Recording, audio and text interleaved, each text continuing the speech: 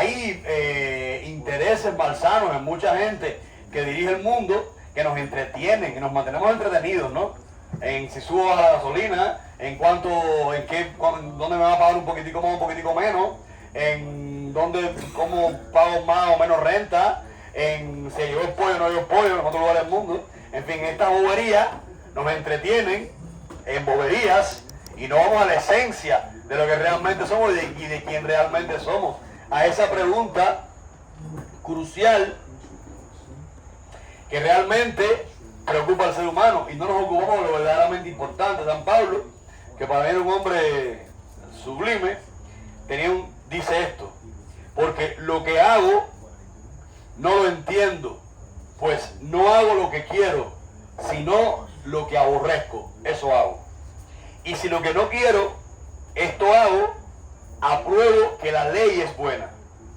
De manera que ya no soy yo quien hace aquello, sino el pecado que mora en mí. Y yo sé que en mí, esto es, en mi carne, no mora el bien, porque el querer el bien está en mí, pero no el hacerlo. Porque no hago el bien que quiero, sino el mal que aborrezco. Y si hago lo que no quiero, ya no lo hago yo, sino el pecado que mora en mí. Así que queriendo yo hacer el bien, hallo esta ley, que el mal está en mí. Porque según el hombre interior, me deleito en la ley de Dios. Pero veo otra ley en mis miembros, que se revela contra la ley de mi mente y que me lleva cautivo a la ley del pecado que está en mis miembros. Miserable de mí, ¿quién me librará de este cuerpo de muerte? Gracias doy a Dios por Jesucristo, Señor nuestro. Así que yo mismo, con la mente, sirvo a la ley de Dios, mas con la carne a la ley del pecado. Y el alma es un ser libre, el espíritu es un ser libre.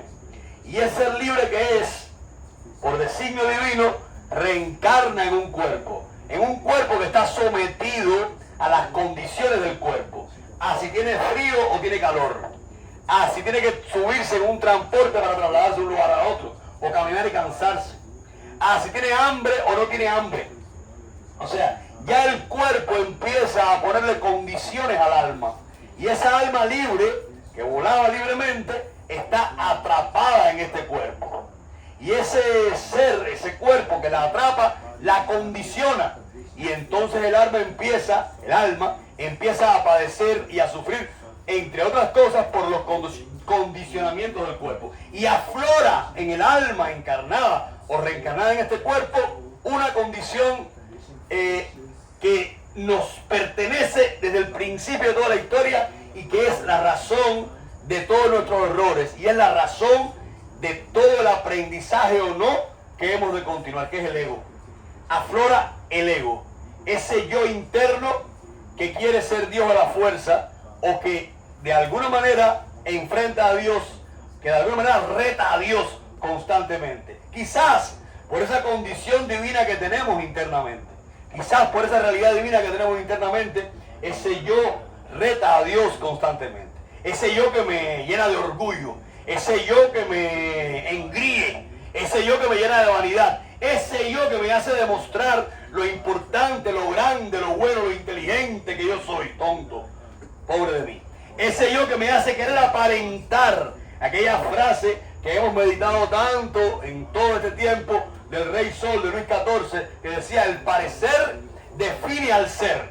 Según yo parezca, yo seré delante de la gente. Y así me verán, tontos que somos, como si no fuéramos descubiertos por todo esto. Ese ego aflora, ese ego aflora entre muchas cosas, a pesar o por los condicionamientos que esa carne le pone al cuerpo. Y este hombre tan genial, este hombre tan grande, este hombre tan impresionantemente iluminado, hay que leer a este hombre, iluminado, se siente mal. Bueno, evidentemente, quizás sea evidente, no quiero yo meterme en ese debate histórico, quizás es evidente que está hablando de la sexualidad, ¿no? Pero yo no quiero detenerme solamente en la sexualidad. Hay un tabú, tema muy grande con esto, todo le da morbo a la gente. Hay una película buenísima que se llama Priest, Sacerdote, una película inglesa espectacular, que es sobre un sacerdote homosexual, que tiene que enfrentarse a este conflicto de su condición homosexual y el conflicto entre esto y su sacerdocio.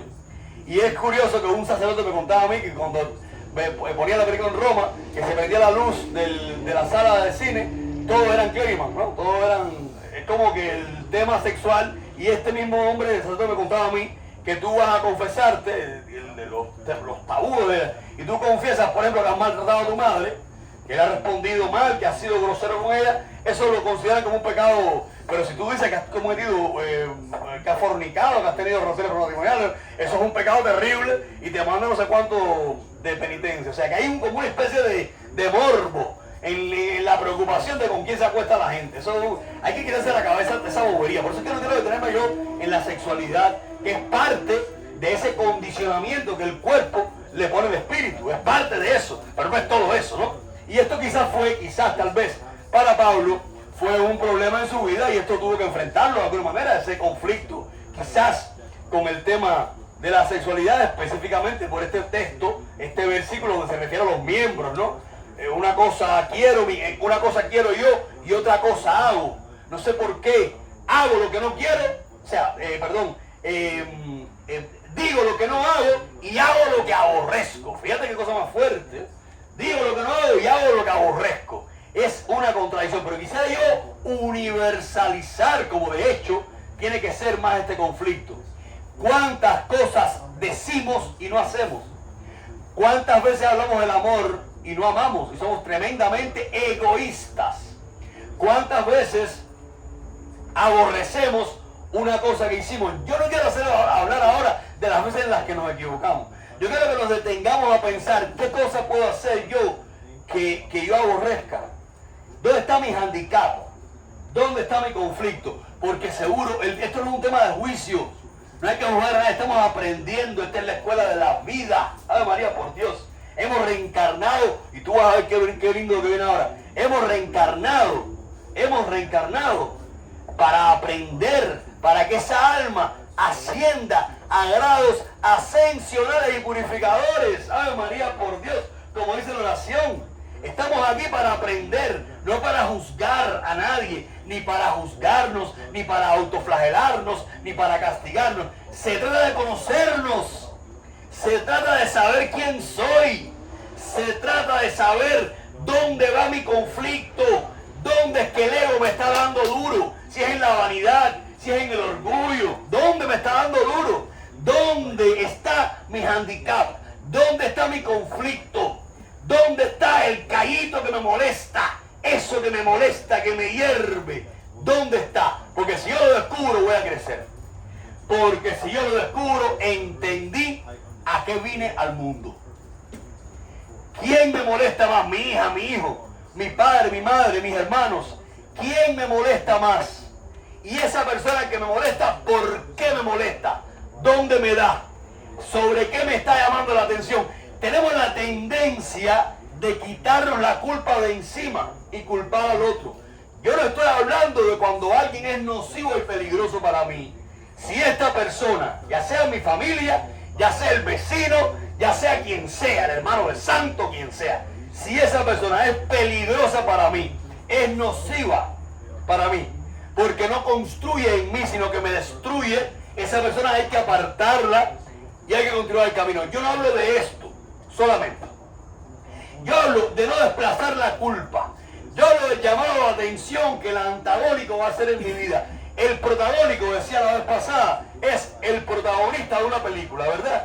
Ese protagonista en la dramaturgia clásica tiene un antagónico. O sea, una persona que le va a hacer la contrapartida para que en la lucha de ese protagónico contra ese antagónico se llegue al objetivo fundamental, primordial de la película. Vamos a ver la vida como una película, como una dramaturgia. Pues en nuestra vida vamos a tener muchos antagónicos, vamos a tener muchos enemigos, comillas, personas que se van a contraponer, que se van a interponer en el camino, que nos van a ir de frente. Bueno, pues yo tengo que analizar esa gente que está, ese antagónico que tengo delante, dónde me está dando, dónde me golpea, por qué es mi antagónico, de qué me habla, qué me señala, cuándo se molestó al yo decirle qué. ¿Y por qué se molestó? Ahí yo descubrí mi handicap. El objetivo descubrir dónde está esa cosa débil que tengo en mi ser, eso que me enerva, eso que me altera, eso que me saca de mi eje, eso que me hace perder el centro. Y en ese instante, lo importante no es buscar culpables. Lo importante no es si yo soy culpable o si tú eres culpable. Lo importante no es que tú me dijiste y que te dije yo y que me dejaste, ¡ay, qué bobería! Por Dios. Lo importante es entender por qué me molestó. Porque ahí yo voy a descubrir dónde está mi conflicto. Y al yo saber cuál es mi conflicto, yo lo voy a enfrentar. Vamos a ver si se entiende así. Yo voy al médico y me hago unos análisis de la sangre y me da que tengo los triglicéridos altos. Y quizás esos triglicéridos me puedan traer otras, no sé, consecuencias, otras cardíacas, ¿no? Otras consecuencias, ¿verdad? Y el médico me dice, tienes que hacer lo posible por bajarte esos niveles de grasa en sangre. Y yo empiezo a hacer un plan y a hacer cosas para yo bajar esos niveles. Y yo empiezo a mejorar porque ya yo sé dónde voy a atacar el conflicto que me está fastidiando mi vida física. ¿Me explico? Bueno, el alma también tiene condiciones. También hay cosas que están atacando a nuestra alma constantemente. Y si no descubrimos el handicap, el conflicto en mi vida personal, en ese espíritu encarnado que soy, si no descubro ese pedacito del ego que me está dañando, no voy a crecer. No se trata de culpar a nadie. No es que yo soy culpable y me da culpa y me golpeo y rezo 500 Ave María dando 10 vueltas de rodillas a esta casa. No es eso. No es eso. Es que yo lo descubro y bueno, ¿cómo lo puedo crecer? ¿Cómo le voy a crecer más este proceso? ¿Cómo voy a superarlo? Hombre, qué maravilla, ¿no? Qué maravilla poder ver la vida de esta manera. Bueno, mi conflicto está en que yo no sé cómo superar este asunto de orgullo que tengo. Yo tengo mucho problema con mi orgullo. No sé, soy muy vanidoso o soy muy orgulloso. Y yo quiero superarlo, yo quiero ser una persona más sana, más limpia de bobería. O soy una persona muy acomplejada, por ejemplo. Una persona acomplejada que se acompleja por todo. Que está pendiente a ver qué dijo el otro de ti. Que estos dos se miran y se ríen. Y ay, están riendo de mí. Están hablando de mí. Eso es un conflicto. Si yo descubro que mi problema es el complejo todo el tiempo, bueno, a lo mejor tengo una herida interior de niño o de otra vida, quién sabe, y yo tengo que superar eso. Y tengo que entender que mi experiencia de felicidad no depende de lo que la gente piensa o diga de mí. Mi experiencia de felicidad es mi experiencia de felicidad. Y está relacionada con mi mundo interior y con la interacción de ese mundo interior con la naturaleza, con todo lo que existe, con todo lo que acontece. Pero lo que tú digas o pienses de mí no interfiere con mi felicidad, porque mi felicidad es mía, mía. Esto es el viaje hacia adentro de uno mismo. Empezamos una secuencia de temas, quizás se dan cuenta, quizás me ven las costuras, quizás no se dan cuenta, pero empezamos una secuencia de temas hablando del viaje interior hacia uno mismo. Bueno, pues esto es parte de ese viaje. Y yo, después que universalicé, que presenté de manera global ese viaje interior hacia adentro de nosotros mismos, estoy partiéndolo en pedazos. Estamos partiéndolo en pedazos. Y ya la vez pasada estaba hablando de un tema insoportable que me demoré 5 años porque era muy abstracto para mí y yo me aburrí de oírme y no terminé de oírme yo mismo. Dímelo ustedes. Bueno, pues esbozamos de manera global toda esa cantidad de conflictos con los que venimos al mundo. Bueno, pues ahora vamos a ir a pedacitos. El handicap, el conflicto, el tema, ese que me ocupa, ese que me duele, ¿cuál es? Ahí del ser humano que no sepa cuál es su conflicto. Estamos perdiendo el tiempo, vamos a buscarlo. Vamos a quitar ya de culpar a la gente. Yo me doy unas aburridas cuando me vienen a dar queja al otro. No me des queja al otro, cuéntame la situación para ver qué Dios te está enseñando, para ver qué quiere el Espíritu de Dios que tú aprendas en ese instante de tu existencia. Bueno, pues esto es meditar en ese handicap. Sin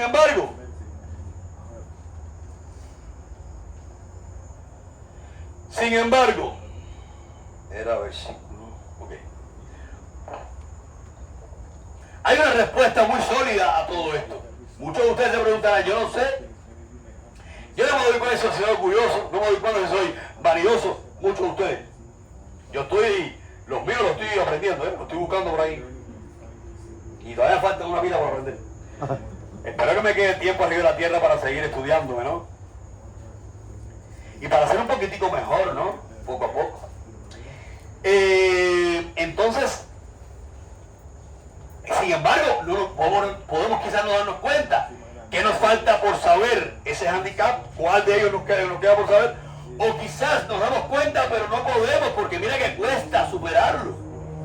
Mira que cuesta, por ejemplo, superar la ira, esa molestia que te viene de pronto, que tú no puedes ocultar, que te viene un arranque y tú después te arrepientes del arranque que te vino y has mandado a todo el mundo a freír.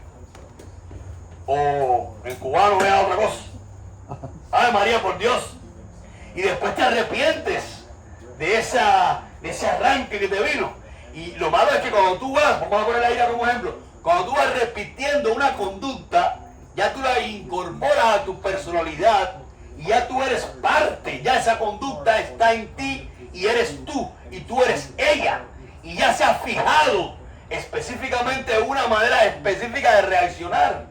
Y ya, por ejemplo, la ira es parte, el ser volátil es parte de nosotros ya. Y nos convertimos en seres huraños, en puercoespines, que nos tocan y ya sacamos las pinchas. Es horrible. Porque ya no tenemos otra manera. Yo me he dicho a mí mismo, mira, pruébate la manera de reaccionar diferente. Pruébate la manera de que cuando te digan eso, que tú siempre vas a terminar dando gritos y mandando a todo el mundo para el carajo. Bueno, pues tú paras y reacciona diferente. Prueba. Reacciona diferente, haz la prueba. Y he hecho la prueba alguna vez y les prometo que es tan sano, es tan rico para uno, porque te sientes diferente, porque tú tienes el control, porque entender, porque descubrir mi handicap, porque entender, porque descubrir eso que me duele y que no puedo superar, descubrirlo es tomar el control, es empezar a tomar el control de mi vida. Es que ya mi vida no se va a regir por mis sentimientos. Es que ya mi vida no se va a regir por mis emociones. Es que ya mi vida no va a ser controlada por un poder externo a mi ser o a mi razón. Va a ser mi razón quien va a controlar mi vida. Yo voy a ser el timonel de este barco. El objetivo del espíritu encarnado, el objetivo del espíritu reencarnado es tomar el control. Es que no exista nada que te controle. Claro, tú estás condicionado por el hambre. Teresa de Jesús decía, con la barriga vacía no se puede rezar. Tú estás condicionado por el hambre. Y tienes hambre. Y te paras aquí y todos los ejemplos que ponen son de pollo frito y carne de puerco. No, pues me ha pasado. Hay días que he hablado del más de churrasco que de la Biblia.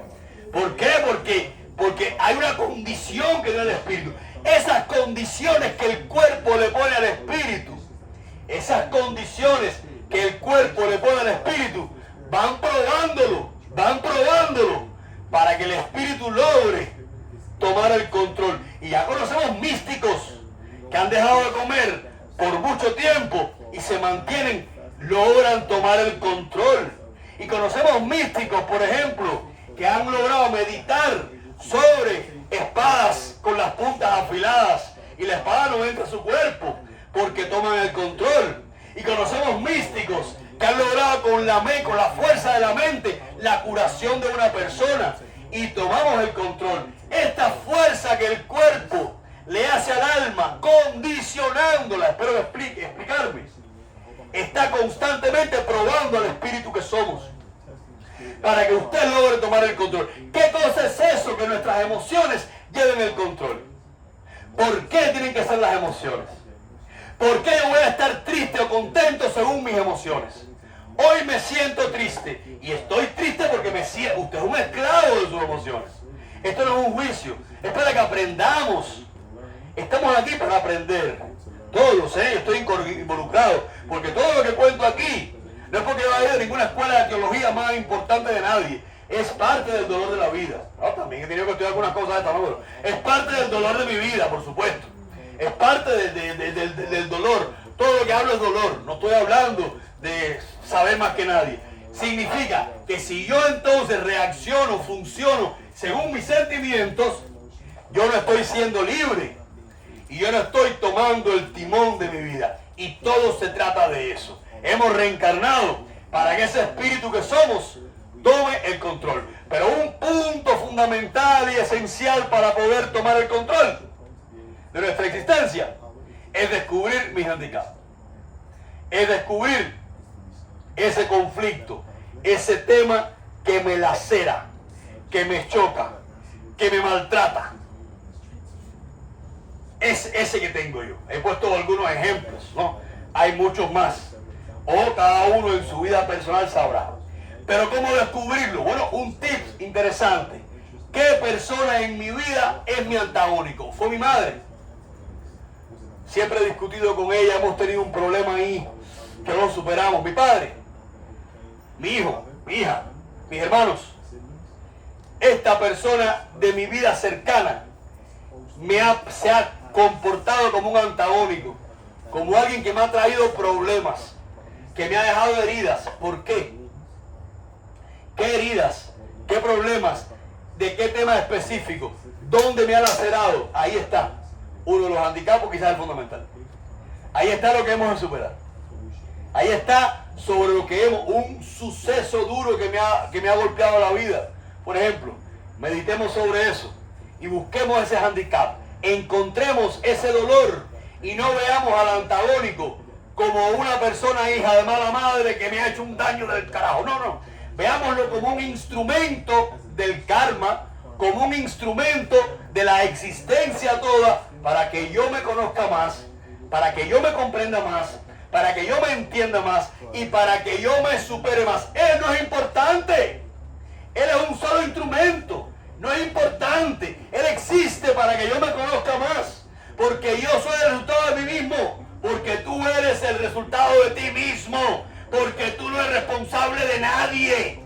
Porque tú no eres responsable de que nadie cambie. Porque no es tu problema. Porque no es tu misión. Porque no es lo que Dios le importa para tu vida personal. A Dios le importa que te importe tu vida a ti.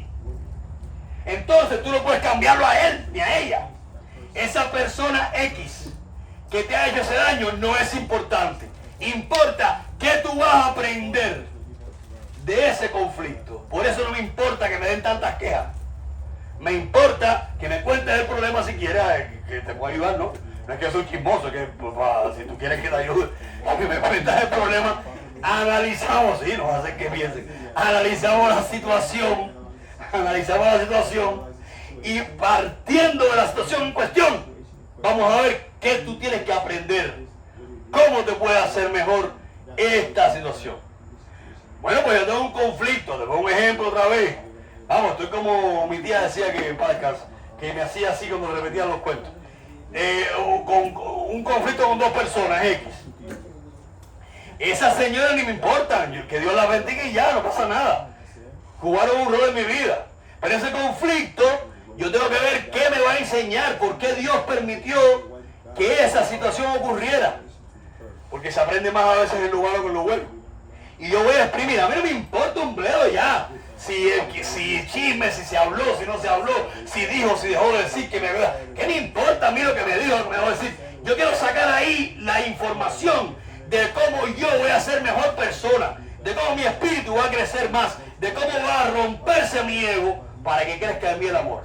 Porque solamente rompiendo y dominando el ego es que amaremos de verdad. Yo no amo a mi pareja, por ejemplo. Tenemos una pareja, yo voy por la vida muy libre. Supón tú que tengamos una pareja.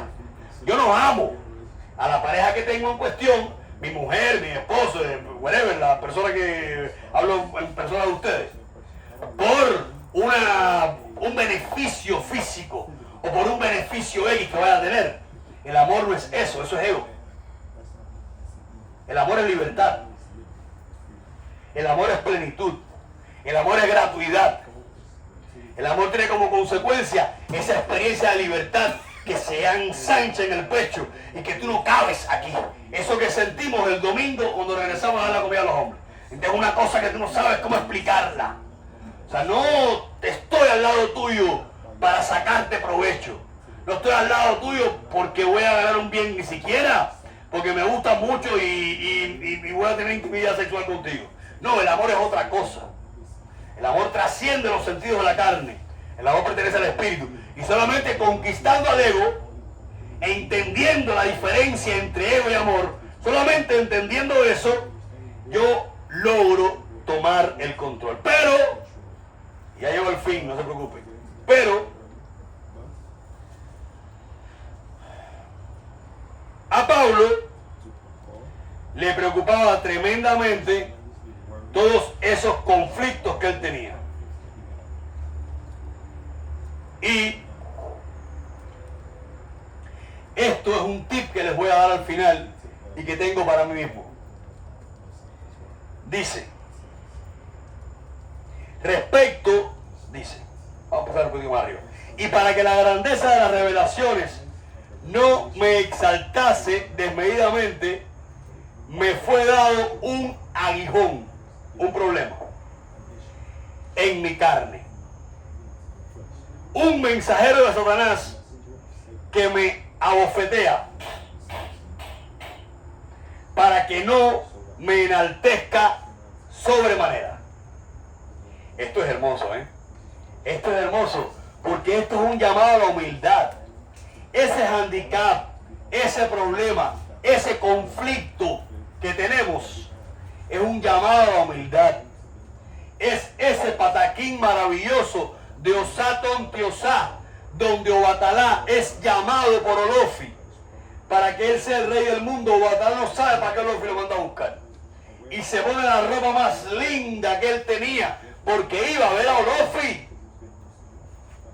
Que te manda a buscar Dios a su palacio, tú te vas a poner la ropa más elegante, que te vas a vestir elegante, vas al palacio de Dios. Y allá fue Obatalá, y allá fue el Ecuá. No sabía Obatalá que era el Ecuá, no sabía Obatalá que estaba en contubernio con Olofi, que había mandado el Ecuá para que le pusiera 3 pruebas. Y allá va el Ecuá a fastidiar la vida de Obatalá, y el viejo se embarra todo. Fue 3 veces, las 3 pruebas, a mí. Y mira para Dios, Obatalá con una paciencia. Ya yo a la segunda vez que me embarra la ropa, yo digo, ¿qué cosa? Olofi tiene que saber que yo estoy yendo para su casa, que me quite todo el camino, hasta una cantidad de problemas.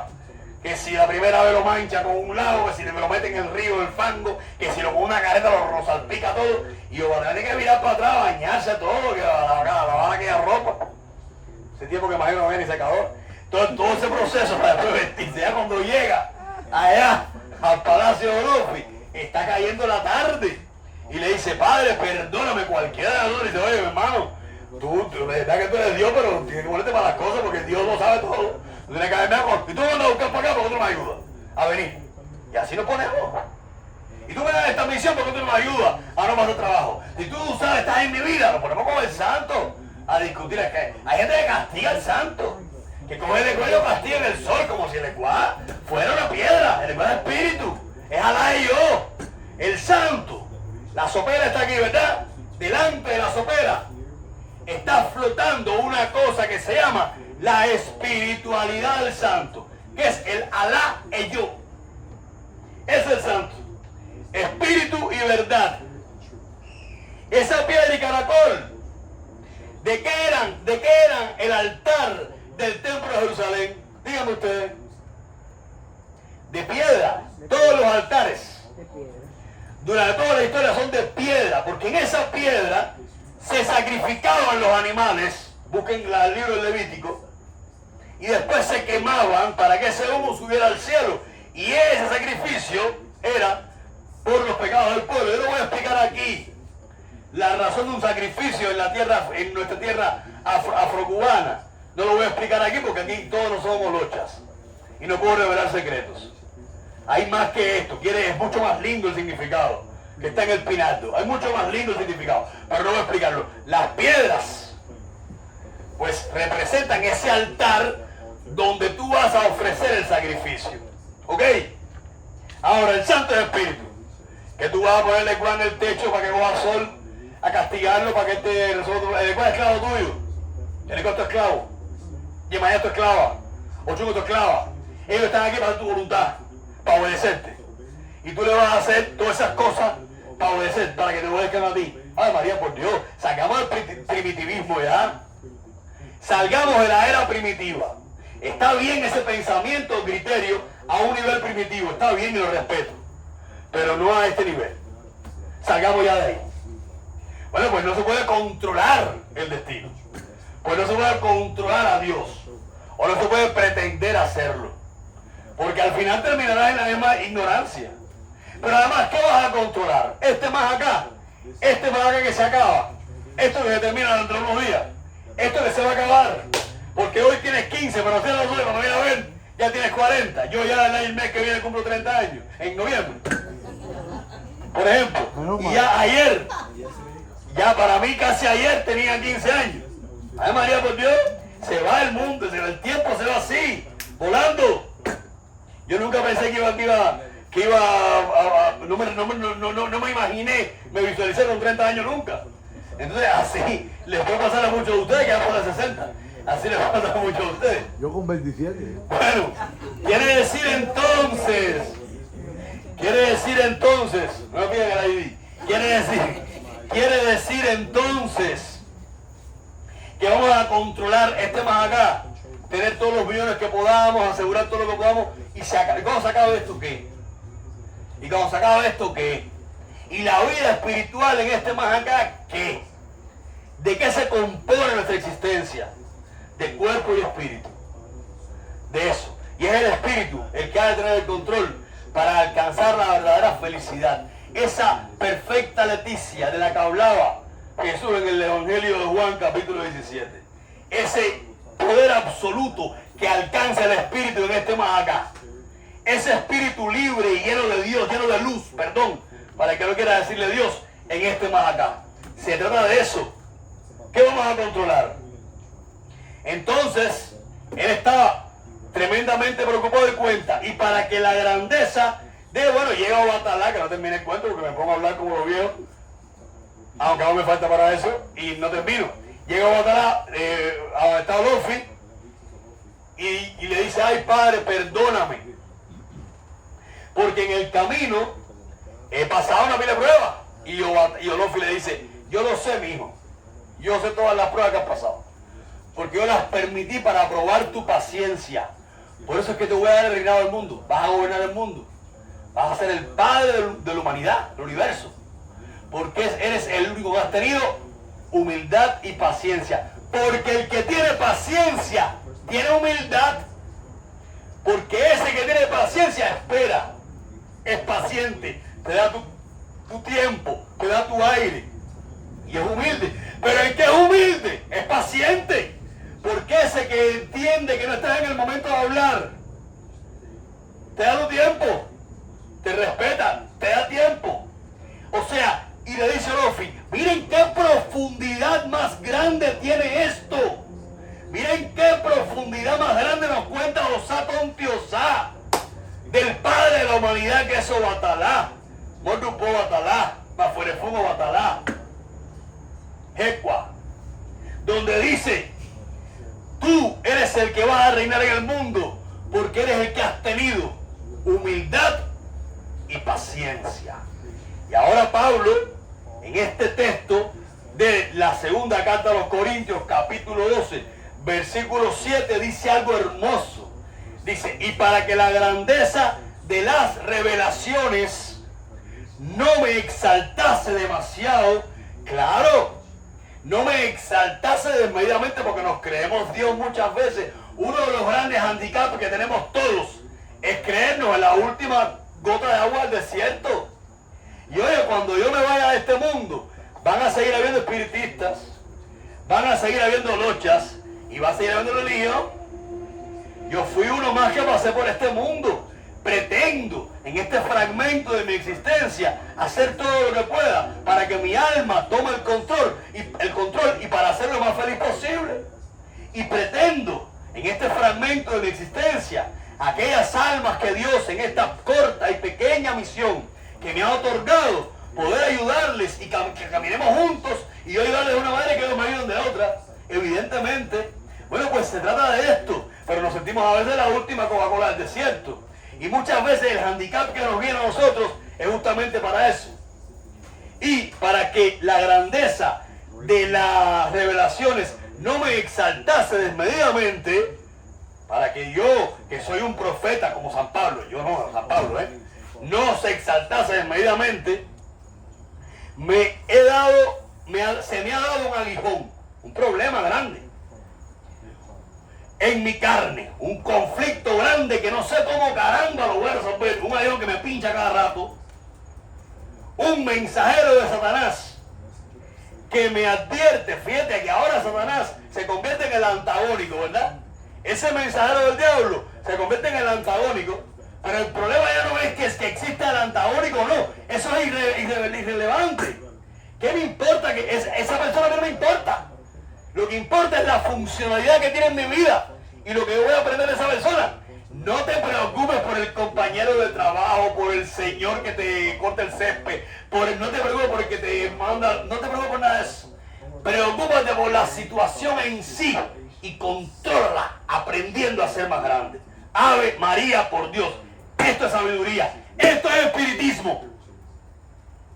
No es el espiritismo de café con leche, que me aburre tremendamente. Pero ustedes no están aburridos conmigo, porque ustedes pueden decir lo mismo de mí. Desmedidamente me fue dado un aguijón en mi carne, un mensajero de Satanás que me abofetea para que no me enaltezca sobremanera. Respecto a lo cual, 3 veces he rogado al Señor. El número 3 significa eternidad, es un número, 3 es la Trinidad, ¿no? Significa eternidad, muchas veces, miles de veces. 3 veces le he suplicado al Señor que me lo quite, que me quite este aguijón. Y me ha dicho 3 veces, te basta mi gracia. Entonces, en este último punto del tema, yo les voy a decir algo, una buena noticia, porque yo estoy aquí parado, amigos de mi alma, no para emitir ningún juicio, ni contra mí, y mucho menos contra ustedes. Yo estoy aquí parado para darles una buena noticia, para anunciar la maravilla que nos envuelve, para bendecir al Espíritu de la verdad y a toda la gracia de los ancestros que nos han antecedido, que nos han precedido, bendecirles por la gracia que nos heredaron, para darles a ellos las gracias por las buenas noticias. Y aquí se encierra, y esta verdad es una verdad de toda nuestra existencia, se encierra una maravillosa noticia. Dice que 3 veces le pidió a Dios que le quitara su problema. A veces no sabemos cuál es el problema, o sí. Y 3 veces el Señor le dijo, te basta mi gracia. Le dijo, no te preocupes por el problema. Crece y sigue andando. Que mi gracia, te basta mi gracia para superar lo que sea arriba de la tierra. Y esta es la buena noticia. Para esto hacemos santo. Para esto nos juramos al pie de un fundamento, el que tiene que hacerlo. Para esto estamos aquí sentados en este templo. Para esto es que andamos en este camino. Para esto es para lo que ustedes me escuchan. A veces algún alma aquí no sabe por qué me escucha. Para eso es que estoy parado aquí. Porque de esta manera nos asiste la gracia divina. Y esa gracia es suficiente. Basta la gracia para superar cualquier handicap o cualquier aguijón. Solamente hay que tener humildad y paciencia. Hay que ser honestos encontrando el handicap. Hay que pretender crecer con ese handicap. Pero hay que confiar de manera absoluta en la misericordia, en el acheque, en la gracia. En la gracia divina que basta para superar lo que sea. Y se ha dicho, te basta mi gracia. Por tanto, de buena gana me gloriaré más bien en mis debilidades, para que repose sobre mí el poder de Cristo. Por lo cual, por amor a Cristo, me gozo en las debilidades, en afrentas, en necesidades, en persecuciones, en angustias, porque cuando soy débil es cuando soy más fuerte. Ave María, por Dios. Esta verdad es absoluta y esta es la buena noticia. y cómo se asiste a la gracia. ¿Cómo se asiste a la gracia? Porque ahora yo les digo que esta es la buena noticia. Vamos a descubrir nuestros handicaps. Vamos a descubrir dónde está el conflicto. Vamos a ver el antagónico como un instrumento y como no un problema en sí mismo, porque él no es importante. Lo importante es lo que voy a crecer yo en mí a partir del conflicto que tuve con él, sea quien sea. ¿Ok? Vamos entonces a entender que ese conflicto grande puedo superarlo solamente con la gracia divina. Muy bien, ya sé que también está por intermedio algo importante. ¿Cómo?